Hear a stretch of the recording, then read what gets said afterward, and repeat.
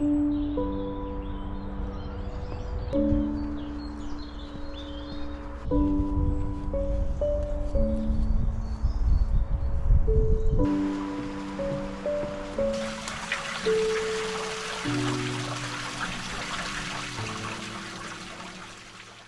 afternoon. I am out on a Friday afternoon hike. Very unusual. The weekend weather's looking particularly nasty, and my workplace are kind of encouraging people to take some time for physical and mental health. So for me, that is absolutely the outdoors. It's where I can process and clear my head, especially after the busy week I've had. So it's like a nice earned rest. I am going uphill, hence the lack of breath. I have just parked up in Crowden, or Crowden. I'm going to call it Crowden, might be Crowden.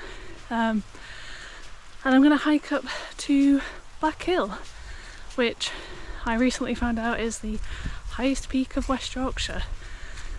I suppose when you think of West Yorkshire, you don't really think of all different peaks and stuff, because, well, they're all in the Yorkshire Dales, North Yorkshire, or in the Peak District, Derbyshire. So I was hoping maybe I could hike like a few of the highest peaks of West Yorkshire, but this is the only one I could find of note. So yeah, off up to Black Hill, check the wind forecast after last time, and I've only set off like 10 minutes ago, but it's already stunning. And I think it's the dark peak of the north, and I guess that makes sense given the look. So yeah, it's going to be about 8.5 miles, I think.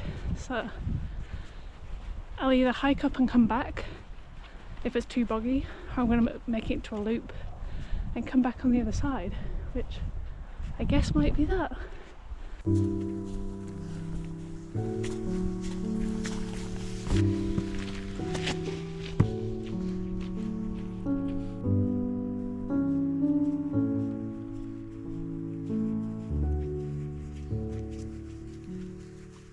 So I've just joined from that path to this path, although we're going this way, and this is now the Pennine Way.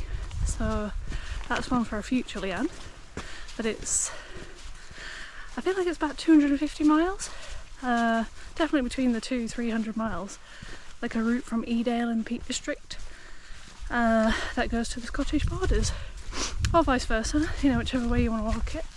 So yeah, maybe one day I'll get to make a video on that one.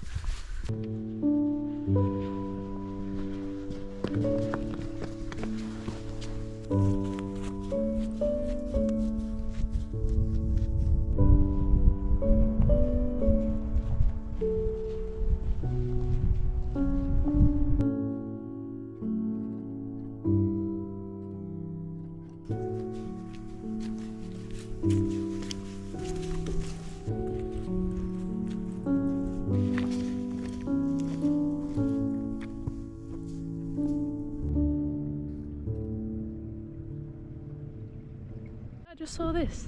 I was walking by. I don't know what that is. I wonder why that's on a random, I can't call it a building or a ruin, but whatever it is, I'm intrigued.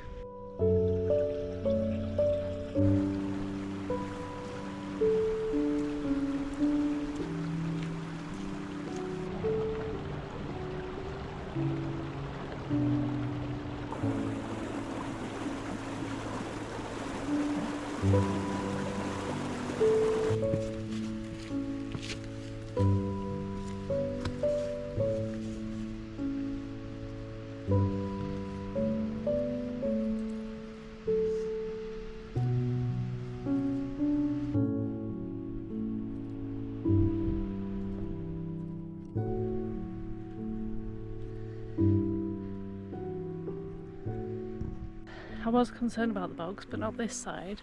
The side that I come back on. Anyway, that's the bit that I've already crossed on. It was pretty boggy, pretty saturated with water, but what are we in? Middle of February? And yeah, it was clear enough to pick your way through.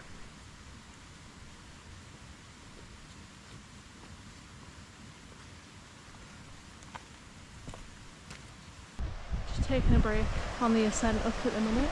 Need to get up there, and so I've just come from that way. And a nice surprise, I didn't realise there was going to be a waterfall. I didn't spot it on the map. So there we go, lovely. I was just looking on the map and I have found it now. Well, it doesn't say there's waterfall, it just says Oakencliff Brook.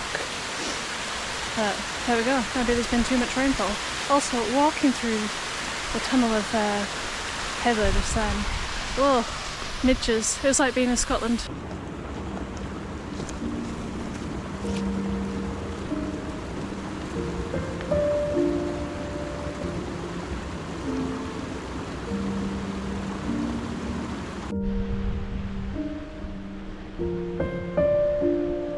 This is properly my happy place.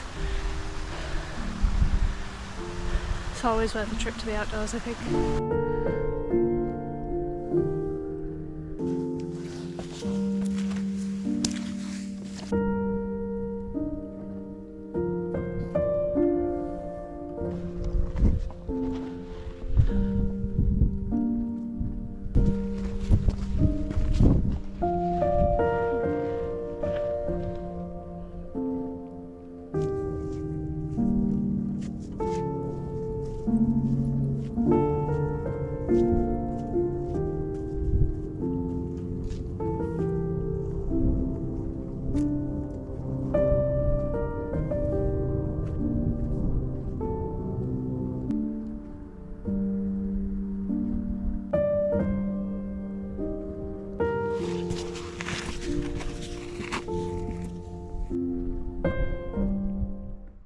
I think one thing that's worth noting is if you don't have a head for heights, this might not be the hike for you, because you hike along this and then that's the drop off all the way down there.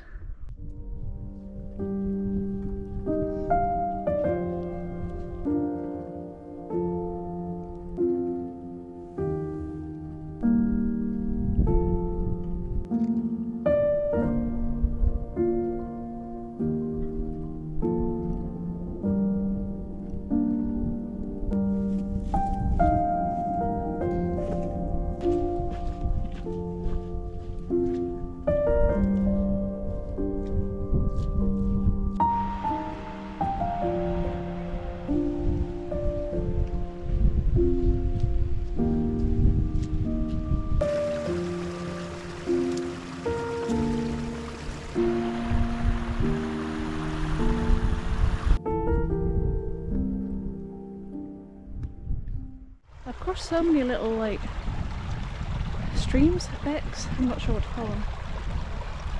So tranquil, love it. Guess I need to pick my route.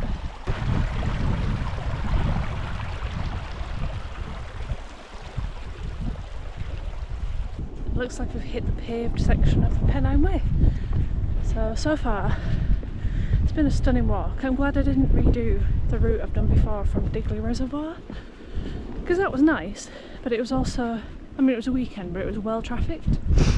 I've seen 4 people, so I ran past a couple running together and then 2 single guys, and oh, even though it's paved, there's a little stream on it.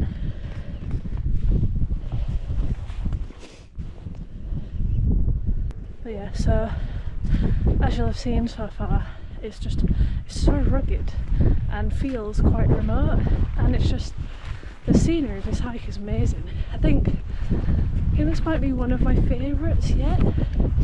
I wouldn't do it after like torrential rain or anything. This is probably enough, but I say as I come to a big boggy bit. It seems I was wrong. Oh, maybe it is paved, it's just all hidden and there's a few bits that are missing flags. But yeah. Whoa! Oh my gosh! There's a hole in the path! My foot just went through there. Okay, that's one cold wet foot then.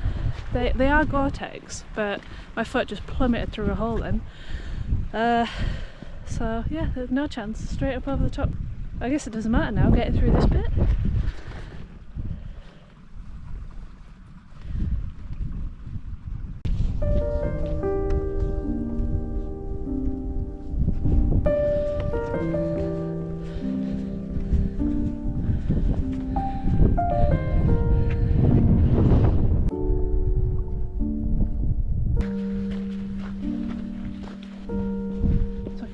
trig point. It's probably only 50 metres away, but you can see how boggy it is up here.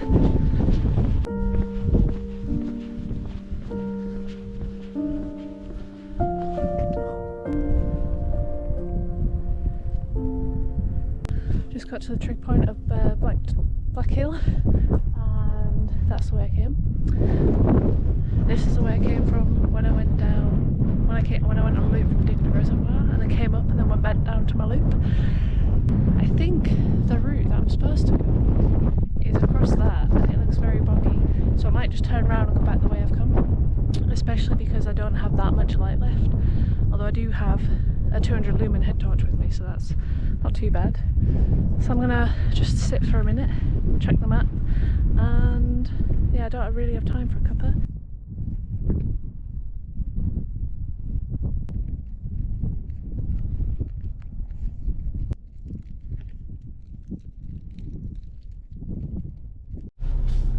So there's a bit of a continuity gap from, I think my last footage was up on at the trig point. I think I said that I might make it a loop, but if it's too boggy I'll come back on myself. So I started trying to do the loop, and I'd say within 100 metres it was very clear that it was a bad idea.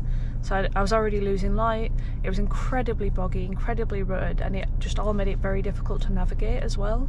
So I went back to the trig point and went back on myself, so it was an out and back, which I believe was a very sensible option given we were already pretty much in golden hour, you know, losing the daylight. So I pegged it like as quick as I could, because I wanted to get back through the valley, which was pretty kind of remote, and you know, quite a few streams to cross, so you know, so you're stepping on slippery rocks and stuff. So I wanted to make sure I was past that before the dark, and then the next thing that I wanted to get past was being on that edge where like ladder rocks and stuff are. So I managed to get past, I think it was like purple hour by the time I was there. Yeah, I think my feet are shredded from just being submerged in soggy socks for so long. So I'm quite pleased about my clean socks and dry shoes in the car.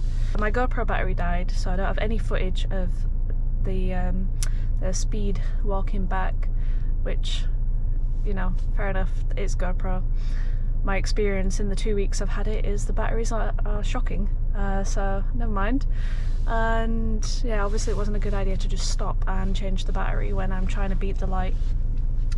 So I'm in the car now, I've got the engine going, so I might be rumbling a bit, and I'm gonna head back, make a tofu burger and chips and have a beer with a friend, and I think that's it for my evening. Something else that I was going to mention, I got a headlamp. I think it's a Petzl like MIDI 200 or something. That didn't work, so that was great. It lasted about 10 minutes before it all shut off, even though it was fully charged before I set off. So a reason to test your kit thoroughly before you rely on it. I've lost my map, my paper map, so I don't know what happened there because I have them tucked in, but I think when I got my bag off to get my headlamp out, I think I put my map down and I might have forgotten to pick it up, which I'm pretty good about because I fully believe in the leave no trace. So that's, yeah, but equally it would be silly to trek right back up there to go look for a paper map. So yeah, didn't mean for so much drama and adventure in this one, but it is what it is. Bye.